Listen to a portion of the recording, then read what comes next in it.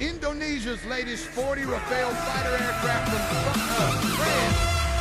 Deadly fighter machines and have combat advantage in network-centric warfare carry.